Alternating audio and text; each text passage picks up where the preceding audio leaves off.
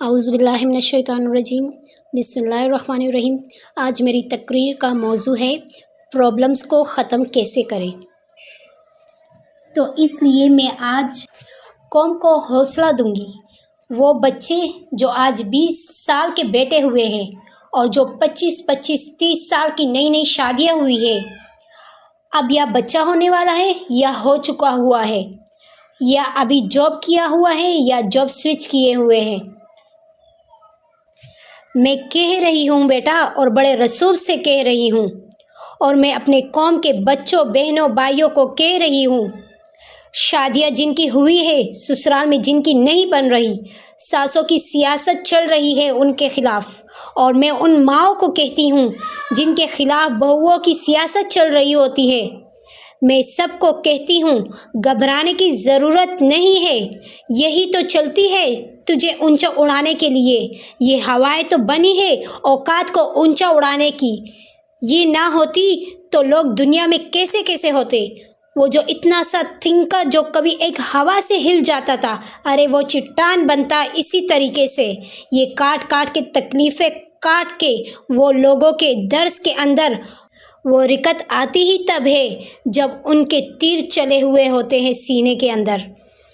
لوگ کہتے ہیں نا، بتائے آپ ابوالکلام کیسے بنے؟ ابوالکلام وہ والے نہیں، وہ بھی ویسے ہی بڑے ابوالکلام تھے۔ جب کلام اور تقریر کے فن کے امام کیسے بنے؟ جس سینے میں درد ہونا شروع ہوا،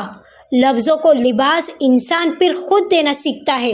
وہ بھی ایک علیحدہ استاد ہے، مگر جب تکلیف ہی نہیں اور غم کے اوپر بھی وہی ایٹیٹیوڈ، وہی انٹیگریٹیز، یہاں خراب چل رہی ہے، وہاں دوسرے حرام کام چل رہے ہوتے ہیں، تو یہ تو بھاگنا ہو گیا نا، یہ تو بھاگنا ہو گیا نا زندگی سے، یہ تو بھاگنا ہو گیا نا چیلنج سے۔ یہ تو یا تو چیلنج آپ کو بنا دے گا یا تو چیلنج آپ کو توڑ دے گا۔ اور اس میں آخری میرا نقطہ یہ ہے، میں نے ایک حدیث پڑھی کہ نبی صلی اللہ علیہ وسلم کا فرمان ہے کہ اصل جو انسان کا صبر ہے نا، وہ پہلے صدمے کے اوپر ہے، صبر اصل میں پہلا ہے، بعد میں دعا آ جاتی ہے۔ حدیث تو پڑھ لی میں نے، اپنے اساتذہ سے سمجھ بھی لی میں نے، ابھی حال میں مجھے ایک مسئلہ ہوا، اس میں نے اس حدیث کا صحیح مفہوم سمجھا۔ جب انسان کو تکلیف آتی ہے نا، غور سے سنیے گا، یہ بڑا گہرا نقطہ ہے، جب انسان کو تکلیف آتی ہے نا، جب پرابلمس آتی ہے انسان کو چیلنج کی شکل میں کچھ، تو سب سے مشکل فیس پتہ ہے اس مسئلے کا، اس پرابلمس کا کیا ہوتا ہے؟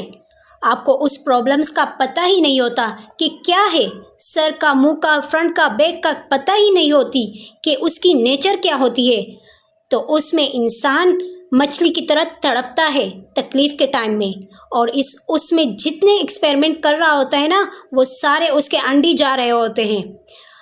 اس دور کے اندر جو اصل صبر ہے نا، کہ جب انسان کو کوئی مصیبت شروع ہوئی، 50 دن پہلے ایک مصیبت شروع ہوئی، 10 دن مصیبت شروع ہوئی اور پتہ ہی نہیں چلا، 10 دن بعد پتہ چل رہا ہے کہ 1 کروڑ کا مال چوری ہو گیا، 10 دن بعد پتہ چل رہا ہے کہ اس نے میرے ساتھ بے وفائی کر دی، ابھی 20 دن بعد پتہ چل رہا ہے کہ اندر 6 مہینے سے پلاننگ ہو رہی تھی مجھے مارنے کی، ابھی 2 مہینے بعد پتہ چل رہا ہے کہ انہوں نے میرا حق مار لیا اندر سے، ابھی 4 مہینے بعد پتہ چل رہا ہے وراثتوں کے سودے ہو چکے ہیں،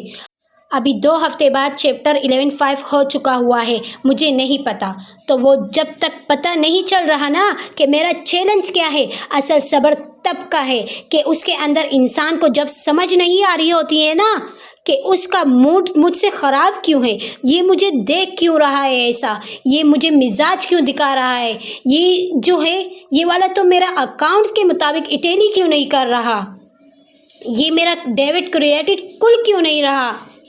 پیسہ کہاں گیا، میرے کلائنٹ نہیں آ رہا، لوگ کہاں گئے، لوگ نہیں آ رہے، تب جا کے وہ جب اس کو ہٹ لگتی ہے نا، اصل صبر وہ ہے جب اس کو سمجھ نہیں ہوتی کہ میرے ساتھ ہو کیا رہا ہے، یہ عذاب ہے، یہ پکڑ ہے،